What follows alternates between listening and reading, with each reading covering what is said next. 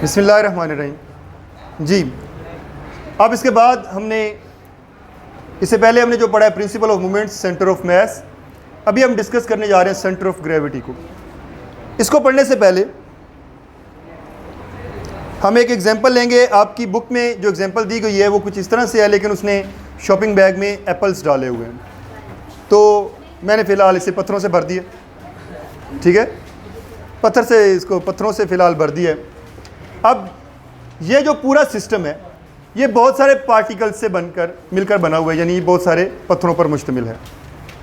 हर पत्थर का अपना इंडिविजुअल अलग-अलग वेट होगा। क्या होगा? हर पत्थर का अपना अपना क्या होगा? वेट होगा। ठीक हो गया। और वेट की डायरेक्शन किधर को होती है? नीचे को। वेट की डायरेक्शन किधर को होती है? नीचे को। मैंने आपको कहा हुआ है कि अगर कोई भी ऑब्जेक्ट आपको उसके वेट को मालूम करना हो तो उसे यूं पकड़ें और छोड़ दें। ठीक है, वो ऑब्जेक्ट नीचे गिरकर आपको बताएगा कि उसकी डायरेक्शन किधर को थी? नीचे को।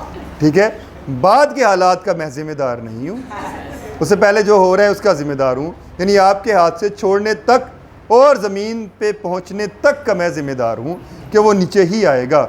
उसके बाद के हालात का मैं जिम्मेदार नहीं हूँ। उसके बाद आपके साथ क्या होता है वो डिपेंड करता है कि आपने किस ऑब्जेक्ट का वेट मालूम करना चाहिए, उसकी डायरेक्शन मालूम करनी चाहिए। ठीक है, हो सकता है वो पापा का मोबाइल भी हो सकता है वो मामा का कोई बहुत कीमती सेट हो, उसका गिलास हो, कोई प्लेट हो। ठीक है, तो हाँ, ये कहता है उन्हें जहेज़ में मिली हो। खैर, वापस आते हैं अपनी बात की तरफ। अब यहाँ पर देखें, ये हर पत्थर जो है उसके वेट की डायरेक्शन है downward, and weight is a vector quantity, तो जाहिर है इसकी डायरेक्शन हमें नीचे ही मिलेगी, उसकी डायरेक्शन डाउनवर्ड होती है। अब मैं क्या करता हूँ, उसके बाद मैं इन तमाम वेट्स को एडअप कर देता हूँ, तमाम वेट्स को एडअप कर देता हूँ, तमाम वेक्टर्स को एडअप कर देता हूँ, ऐड कर लेता हूँ हेड टू टेल रूल से। हेड टू टेल रूल क्या था?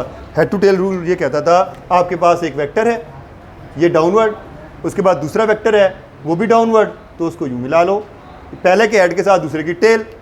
ठीक है, तीसरा वेक्टर है वो भी डाउनवर्ड, चौथा वेक्टर है वो भी डाउनवर्ड, पांचवा वेक्टर है वो भी डाउनवर्ड, छठा वेक्टर है वो भी डाउनवर्ड। सबको मिलाते चले जाओ। इन सब को मिलाते मिलाते मिलाते जब सबको आप एडअप कर लेते हो तो आपको एक रिजल्टेंट वेक्टर या रिजल्टेंट वेट मिलेगा।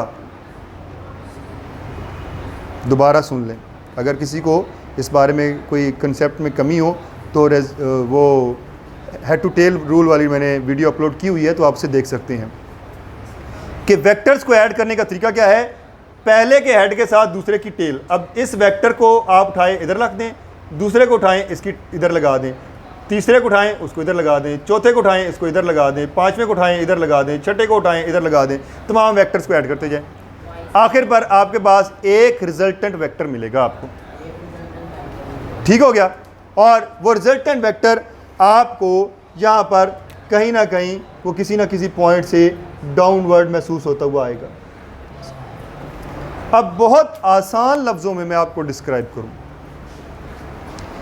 आपने जो थैला उठाया हुआ है पत्थरों का, वो पत्थर आपको अलग-अलग वज़न नहीं बता रहे होते, अपना महसूस नहीं करवा रहे होते, आपको पूरे थैले का एक ही वज़न मालूम होता है और वो थैले के किसी एक पॉइंट से आता हुआ महसूस हो रहा होता है। समझ आ गई बात?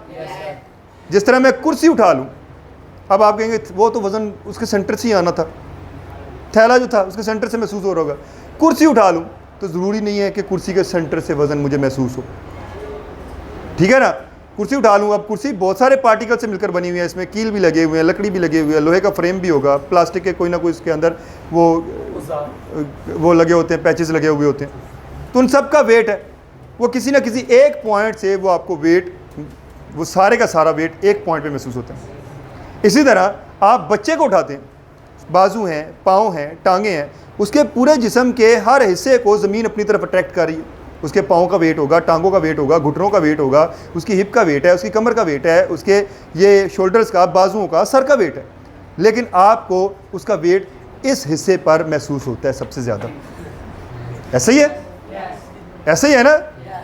ऐसा तो नहीं है कि उसका सारी सबसे ज़्यादा भारी महसूस होता है और टांगों का तो आपको पता ही ना चलता हो। बच्चा था, फुटबॉल थोड़ी था, हैं? फुटबॉल को टांगे तो नहीं लगी हुई थी ना, बच्चे को लगी हुई थी। खैर, तो वो जो पॉइंट है, जिस पॉइंट पे उस कंप्लीट बॉडी का वेट महसूस हो रहा होता है, उस पॉइंट को सेंटर ऑफ ग्रेविटी कहते हैं। डेफिनेशन पढ़ने लगूँ। A point where the whole weight of a body, वो पॉइंट जहाँ पर पूरी बॉडी का वेट जो है appears to act vertically downward, और वो ऐसे महसूस होता है कि वो वर्टिकली नीचे डाउनवर्ड कर रहा है। जिस पॉइंट से वो वेट महसूस हो रहा होता है उसी को हम सेंटर ऑफ ग्रेविटी कहते हैं। क्लियर हो गया? आगे एक छोटा सा लॉन्ग क्वेश्चन। आमतौर पर सवाल बनता है, डिफाइन सेंटर ऑफ ग्रेविटी, या what is centre of gravity, find the centre of gravity of irregular shaped thin lamina. हमारे पास एक थिन लेमिना है, एक पतला सा गत्ते का टुकड़ा है और वो इरेगुलर शेप है। ये देखो, कोई ख़ास शेप नहीं है, ना इसको ट्रायंगल कह सकता हूँ, ना पेंटागोन कह सकता हूँ, ना मैं इसको रेक्टेंगुलर, ना इसको स्क्वायर कह सकता हूँ। ठीक है, यानी कोई ख़ास एक शेप नहीं है, इरेगुलर शेप है। और इसकी साइडें भी आप देख रहे हैं, कोई एक साइड आपस में एक दूसरे के बराबर नहीं है, मुख्तलिफ इसकी साइड्स की लेंथ है। इसकी सेंटर ऑफ ग्रेविटी निकालनी हो तो कैसे मालूम करना है, अभी आपको सिखा रहा हूँ। घर से आप एक्सपेरिमेंट के तौर पर करके भी आएंगे। कोई ना कोई एक गत्ता लेंगे, उसको इस तरह मुख्तलिफ साइडों से उसको काट लेंगे, उसका आपने सेंटर ऑफ ग्रेविटी मालूम करना है। मिस्त्री को काम करते देखें, दीवार बना रहा हो, दीवार बना रहा होता है तो बनाते बनाते कुछ ईंटें लगाता है, तो उसके साथ फिर वो एक लट्टू सा लटका लेता है दीवार के साथ, डोरी के साथ बांधा हो। वो लट्टू लटकाता है और चेक करता है कि दीवार मेरी सीधी है कि नहीं है। ठीक है ना? अगर वो वैसी दीवार बनाता है, या तो बनाते बनाते हो सकता है दीवार ऐसे हो जाए। अब उसको वो हाथ लगा के सीधा करने से तो बेचारा रहा, तो साथ साथ ही लट्टू के मज़े ले रहा होता है, खेल रहा होता है। ठीक है, वो देखता जा रहा होता है। वो जो लट्टू है वो दरअसल प्लम लाइन कहलाती है। क्या कहलाती है? मैं इधर लिख लेता हूँ, प्लम लाइन। आपकी बुक पर इस शेप के साथ बना भी हुआ होगा। ये पेज है हमारे पास, बुक दें ज़रा मुझे जी, पेज 96 पर ये प्लम लाइन बना हुआ है। ठीक है, ये ले। अब उस प्लम लाइन का काम मैंने यहाँ पे करना है। देखिए, मैं सबसे पहले क्या करूँगा, इस थिन शेप लेमिना पे ये जो इरेगुलर शेप थिन लेमिना है, इसमें इसके कॉर्नर्स पर सुराख कर लूँगा। ठीक हो गया? बिलफर्ज ये हमारे पास पॉइंट ए है, ये बी है, ये सी है, ये डी है और ये अंदर नहीं लिखे मैंने क्योंकि अंदर लाइंस लगानी थी, तो फिर प्रॉब्लम उसमें हमारी होती है। अब मैं इस जगह से पकड़ता हूँ इसे, और दीवार पर कहीं किसी जगह पर कील लटका हुआ है, कील लगाया हुआ है, तो उस कील के साथ इसे लटका देता हूँ, लटका दूंगा।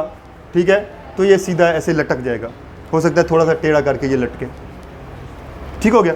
मुझे एक पेज आप देंगे, एक रफ पेज मुझे, ताकि मैं इसको और ज़्यादा वाज़े करता जाऊँ साथ साथ।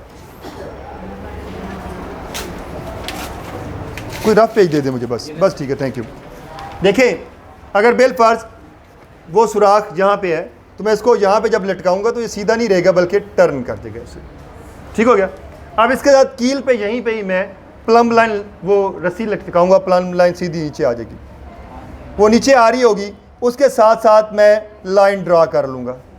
ठीक है, पकड़ें ज़रा, ये देखें, इसके साथ साथ प्लम लाइन के साथ ही मैं एक लाइन ड्रा कर लेता हूँ यूँ नीचे। ठीक है, इसके ऊपर। ठीक हो गया? उसके बाद मैं इसे पॉइंट बी से पकड़ता हूँ, और पॉइंट बी से पकड़कर, ये पॉइंट ए था तो पॉइंट बी इधर होगा तो यहाँ से पकड़ के अब मैं इसको कील से इधर ऐसे लटका लेता हूँ। इसके साथ प्लम लाइन फिर लटकाऊंगा और बिल्कुल सीधी एक और लाइन ड्रा कर दूंगा, जो पॉइंट बी से अगर इसको लटका कर करूँ तो वो कुछ यूँ बन जाएगी। ठीक है, थोड़ी सी टेढ़ी करते हैं,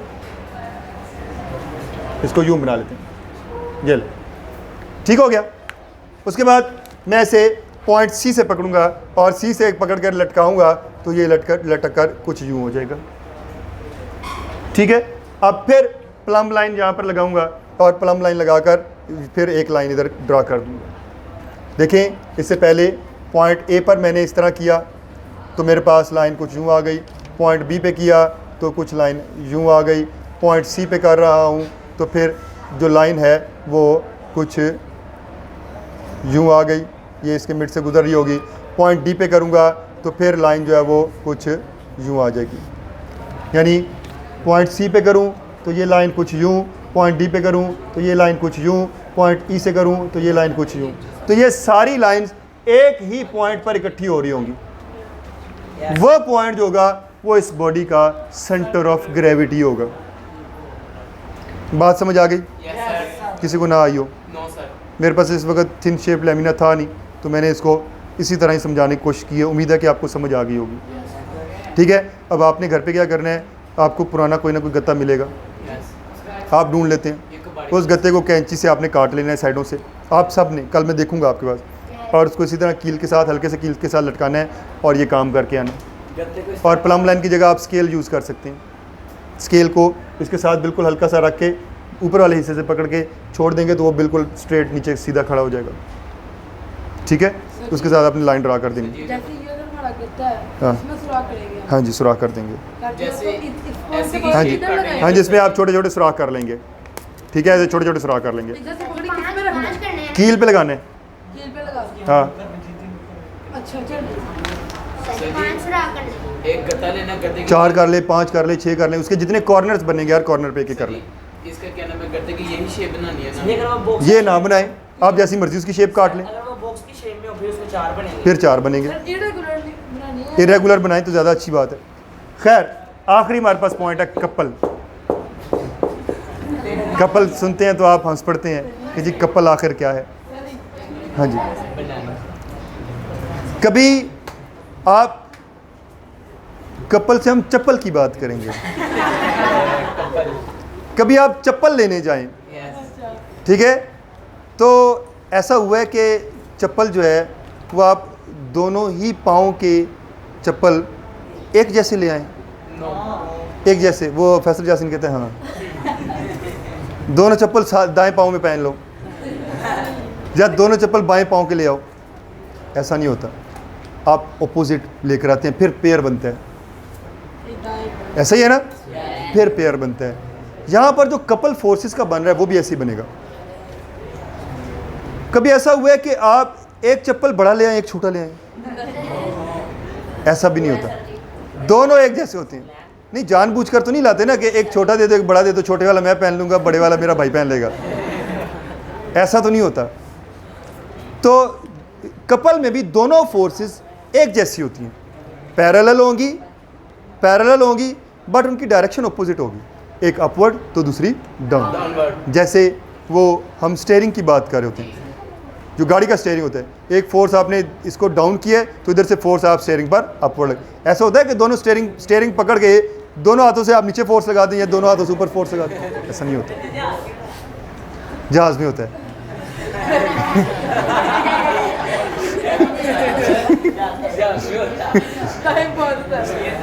खैर, इसकी बात को भी मैं साइड पे रखूंगा, मैं इसे जवाब नहीं देना चाहता इस बारे में। देखें, ये सिर्फ डेफिनेशन है इसकी।